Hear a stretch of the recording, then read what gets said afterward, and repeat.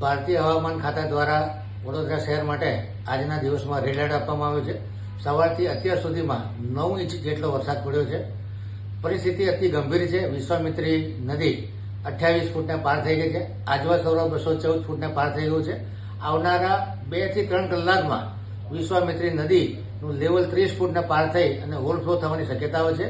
આથી તમામ નાગરિકોને વિનંતી છે કે જે લોકો નીચાણવાળા વિસ્તારમાં રહે છે તરત સેફ જગ્યાએ સ્થળાંતરિત થઈ જાય. કોર્પોરેશન દ્વારા 80 જેટલી સ્કૂલોને આઈડેન્ટિફાઈ કરવામાં આવી છે.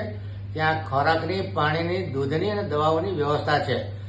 આપ સૌને આગ્રહભરી વિનંતી છે કે બિલકુલ લાઇટલી લેતા નહીં. ખૂબ ગંભીર પરિસ્થિતિ છે. વિશ્વામિત્રી નદી 30 ફૂટને પાર થવાની શક્યતાઓ છે.